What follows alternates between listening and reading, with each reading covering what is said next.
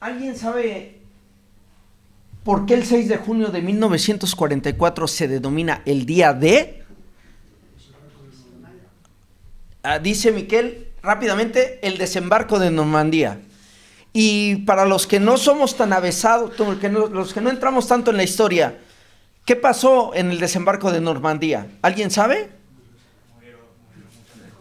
Murieron mucha gente, dice Nikita, pero ¿cuál es la trascendencia? Definitivamente los aliados entraron. Vale, perfecto. Consecuentemente derrotar a Alemania. Exacto, entonces, pero fíjense lo importante de este símil. El día D, que es el 6 de junio de 1944, nos dice Miquel, el desembarco de Normandía. Luego los historiadores le llaman la misión Overlord. Tal vez no lo pronuncié bien, pero la idea es que los tres aliados, como nos completa Nikita, enviaron a sus tropas para que desembarcaran y fue el inicio del fin de la Segunda Guerra Mundial. Lo repito otra vez, El día de un 6 de junio de 1944 fue el inicio del fin de la Segunda Guerra Mundial. ¿Vale?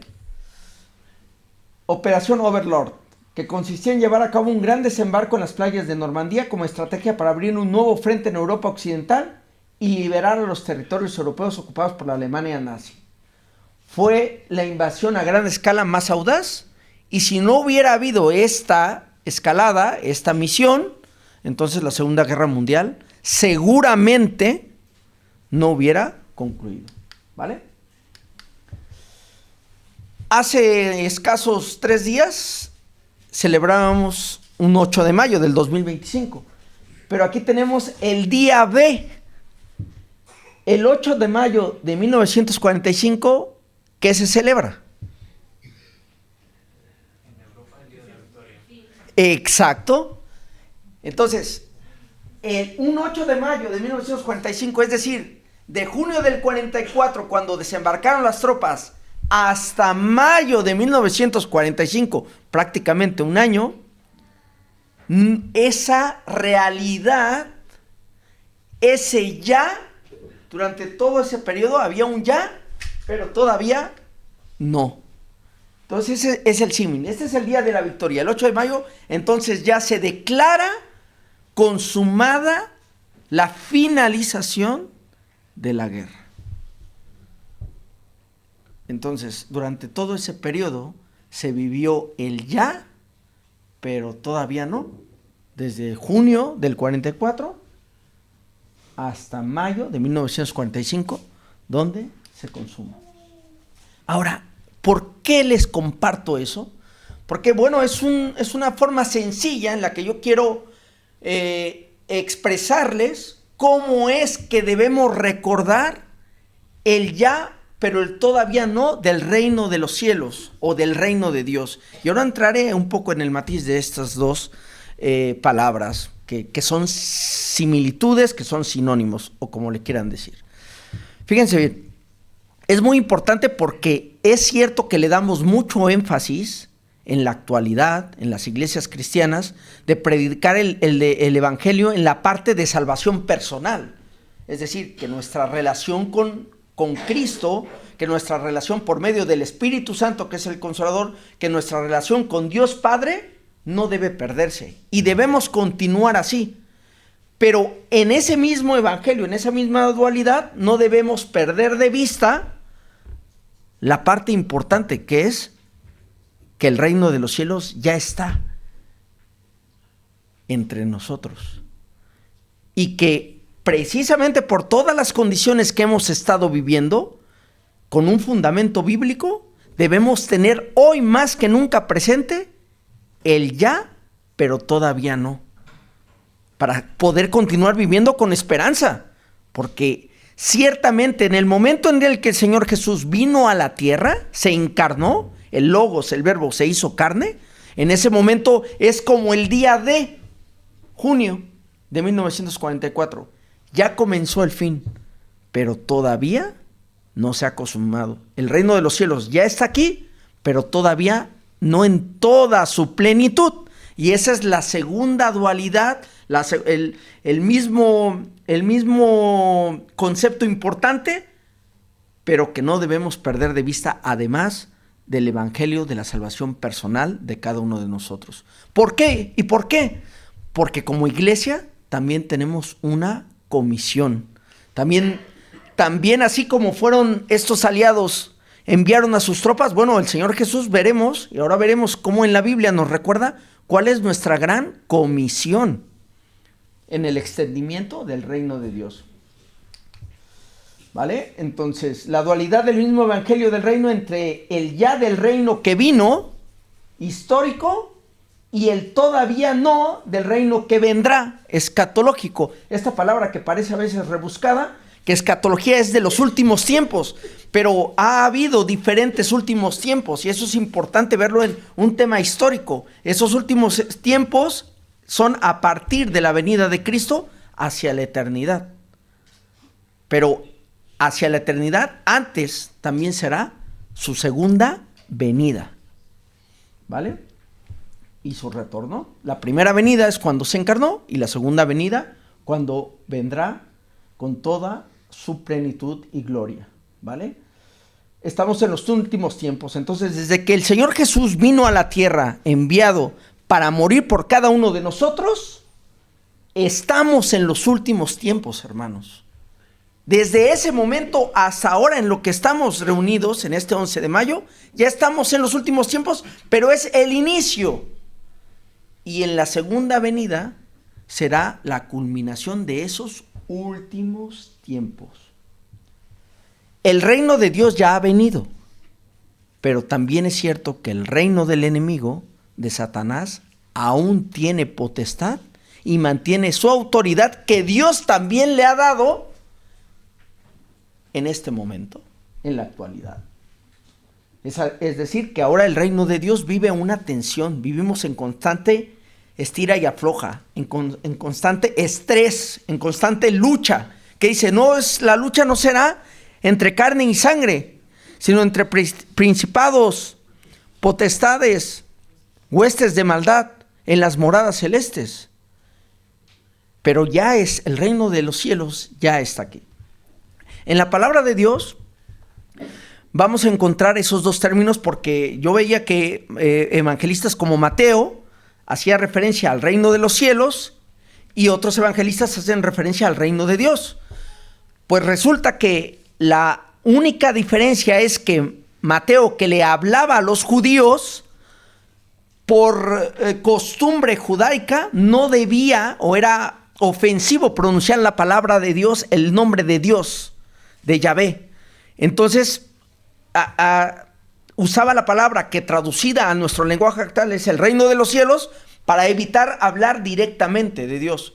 Pero cuando en la palabra de Dios dice el reino de los cielos y el reino de Dios, debemos entender que es exactamente lo mismo. El ya, pero el todavía no. Les envié y ahora vamos a entrar en materia del mensaje central de esta prédica. Miren, les envié por WhatsApp y vamos a la palabra de Dios. Vamos a Primera de Juan, capítulo 3.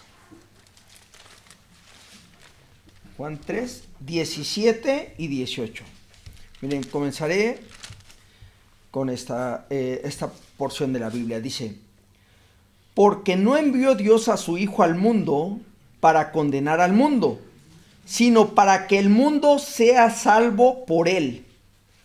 El que en él cree no es condenado, pero el que no cree ya ha sido condenado porque no ha creído en el nombre del unigénito de Dios.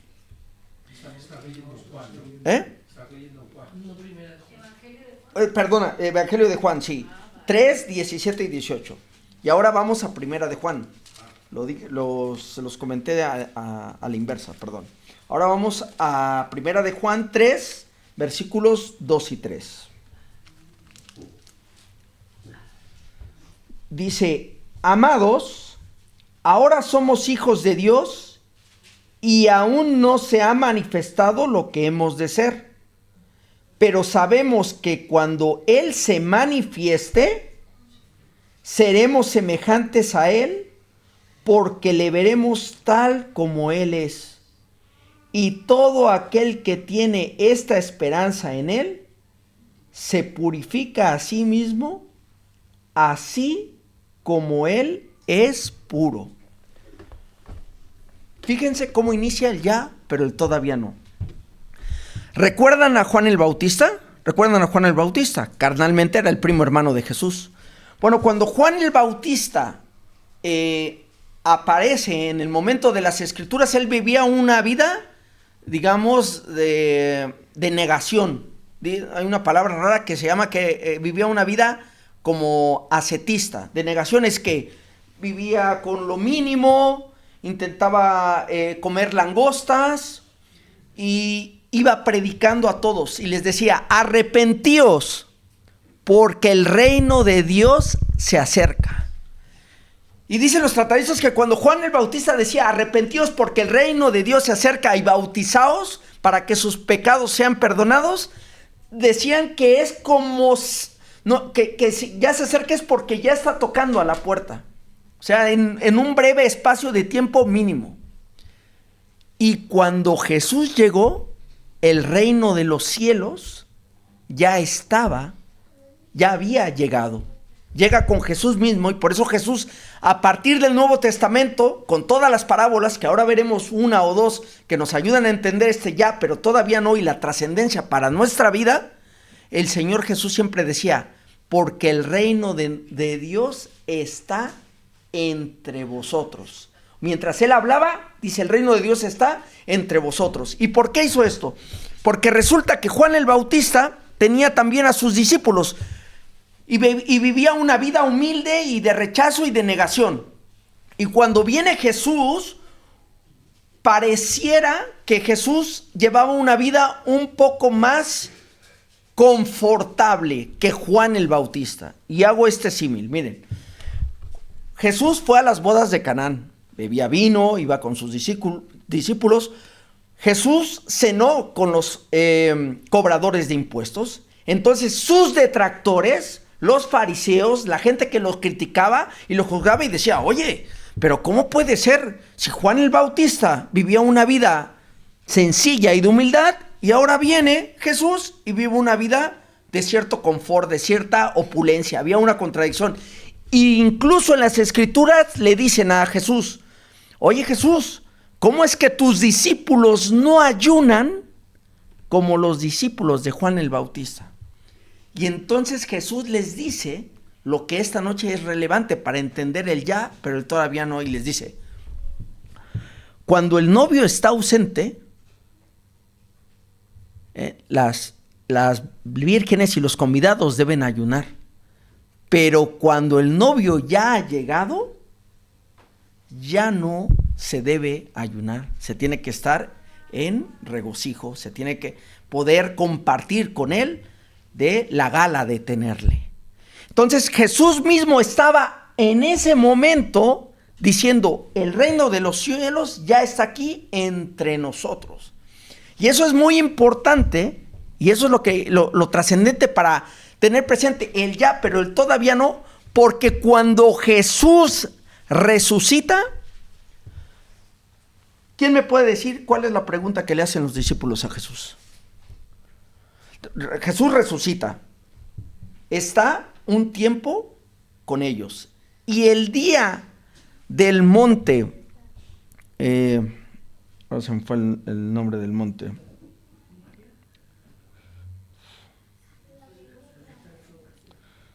No, cuando él ya marcha con el Padre, sí. No recuerdo el monte, pero en ese momento los discípulos le hacen una sola pregunta a Jesús. ¿Alguien recuerda cuál es?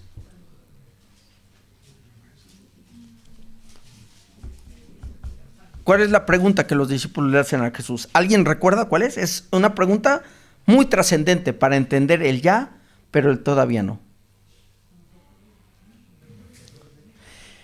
¿Y restaurarás a Israel su reino.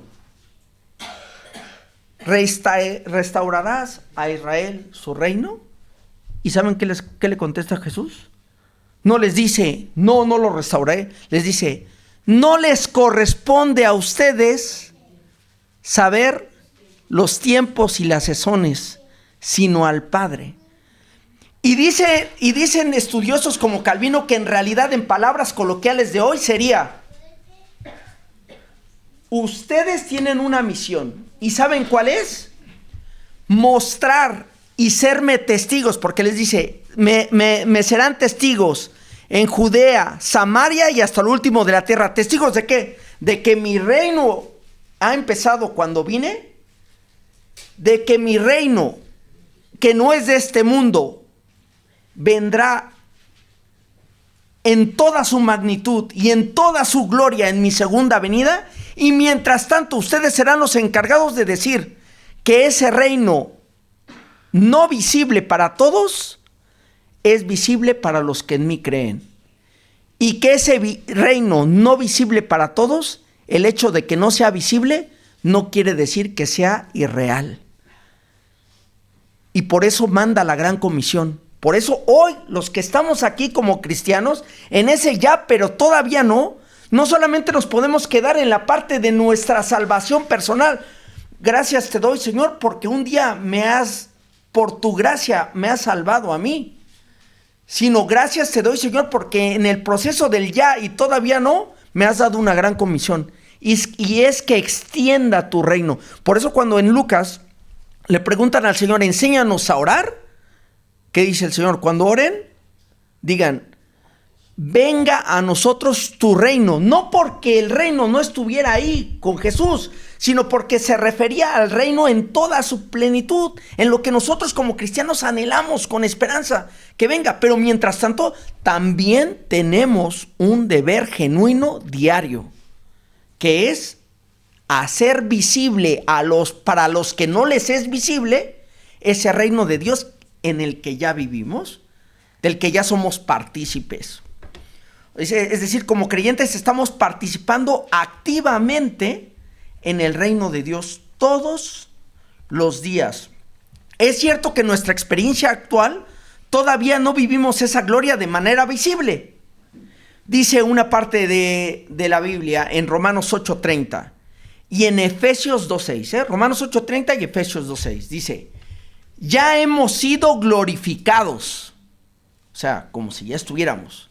Y luego dice la otra parte, sentados con Cristo en los lugares celestiales. Sí, ya hemos sido glorificados, ya estamos hechos sentados con Cristo en los lugares celestiales, pero todavía no se ha materializado eso. Es nuestra esperanza. Y viviendo con esa esperanza es que debemos aportar el extendimiento del reino de Dios.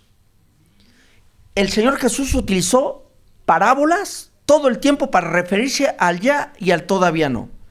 Y una de las que les hice no mención, pero por medio de la cual recordamos la Santa Cena de hoy, es que le dijeron a sus discípulos, Jesús, ¿dónde quieres que celebremos la Pascua?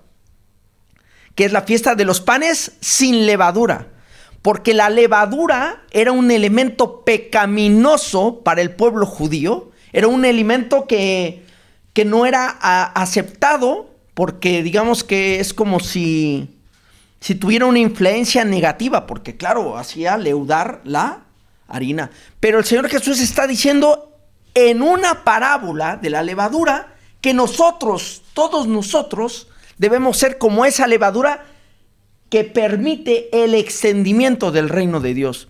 En este ya, pero todavía no, debemos recordar que el reino de Dios vendrá en toda su plenitud y gloria, y que los que somos creyentes, dice, todo ojo le verá y toda rodilla se doblará hacia él. Nosotros lo haremos porque somos sus hijos, pero incluso los que no quieran aceptarle, también tendrán que arrodillarse a su soberanía. ¿Vale? Entonces, mientras esperamos su regreso, ¿cómo vivimos como cristianos con fe y esperanza en nuestro día a día? Es decir, ¿cuál es la forma en la que nosotros mismos podemos disfrutar del gozo de ser hijos en el periodo del ya, pero todavía no. Así como aquellos que desembarcaron en Normandía y con todas las pérdidas que nos dice Nikita. Bueno, pues el maestro nos da asignaciones, hermanos, que no debemos olvidar durante todo este tiempo hasta su segunda venida, porque vuelvo a reiterar, ya estamos en los últimos tiempos. Dice, mientras Él no está, nos ha dado asignaciones, nos ha dado recursos, habilidades, dones, pertenencias, relaciones, oportunidades, todo lo que tenemos, como también lo vimos hace un momento a la hora del ofertorio.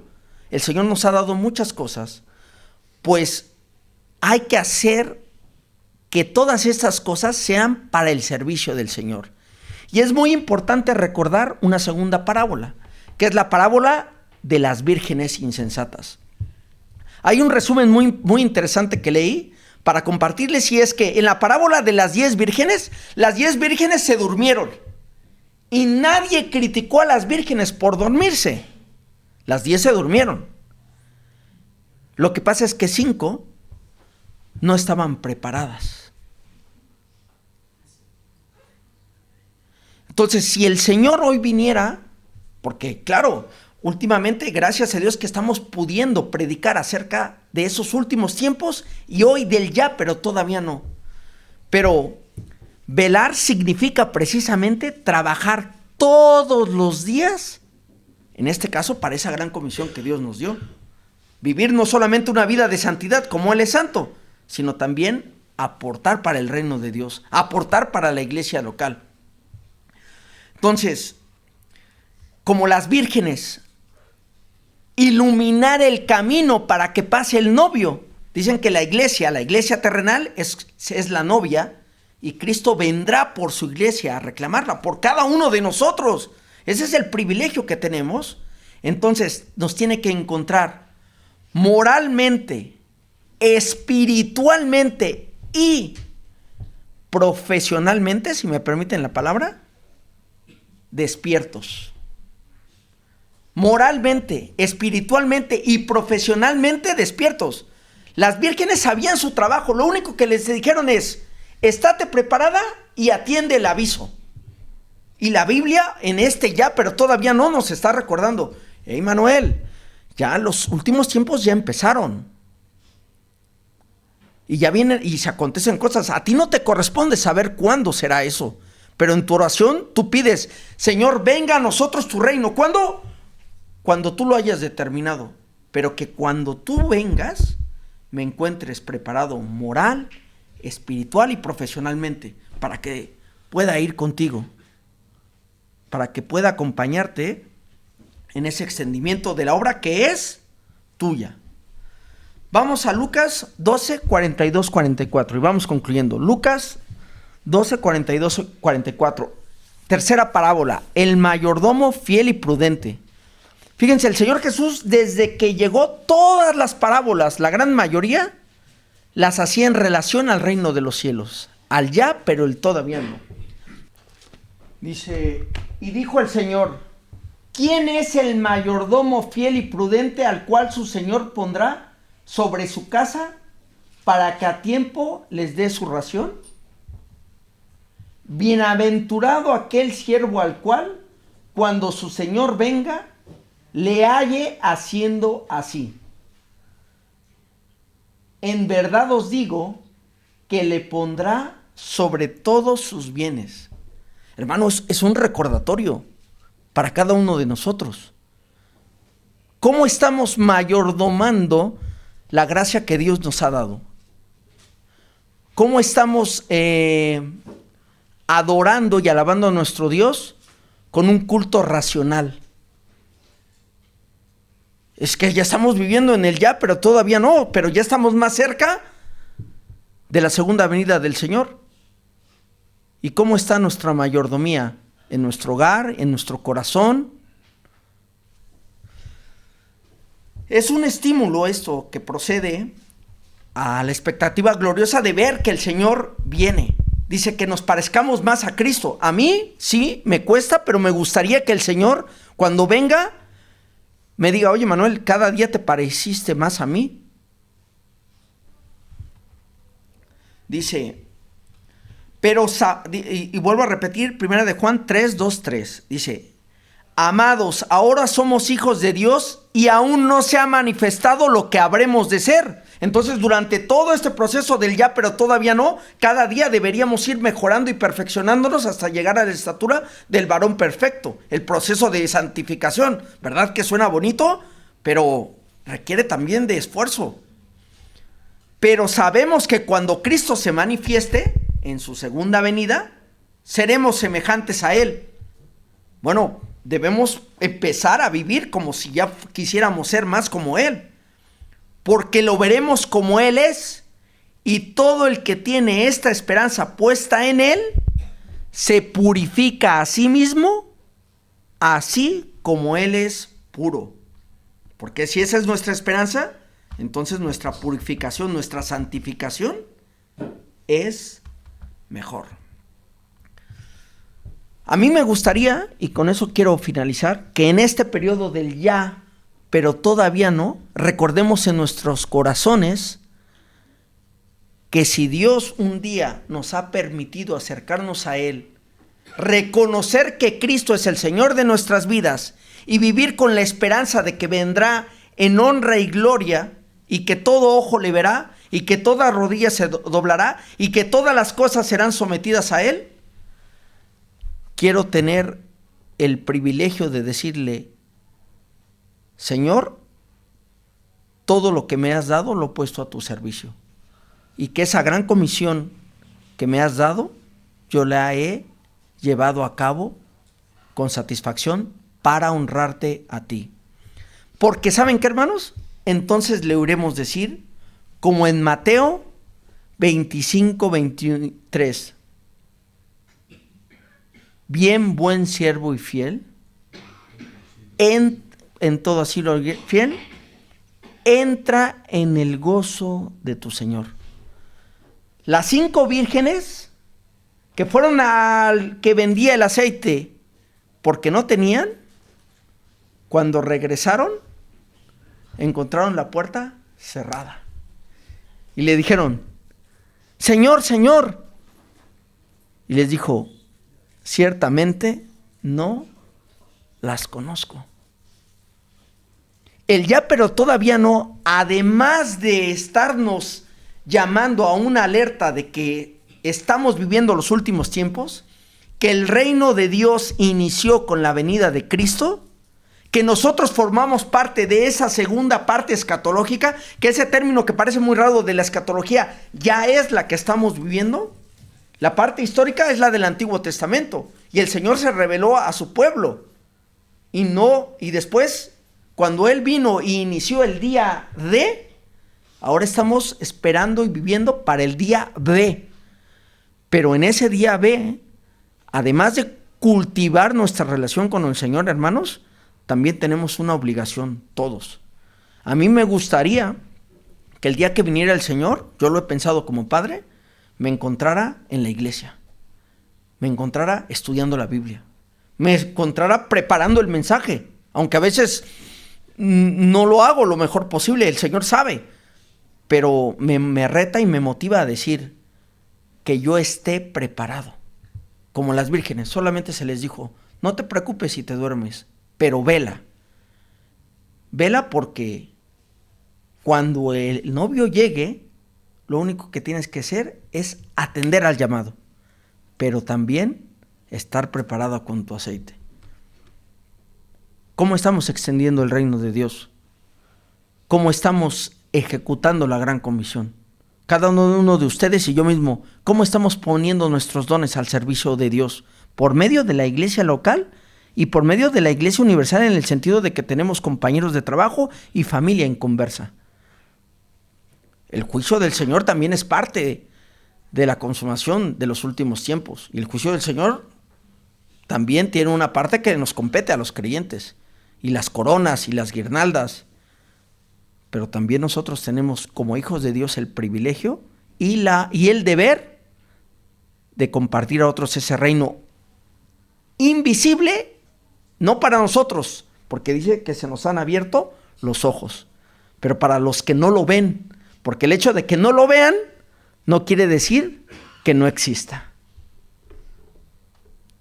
Entra en el gozo de tu Señor. Que eso sea un aliento para nuestras vidas. Que Dios les bendiga.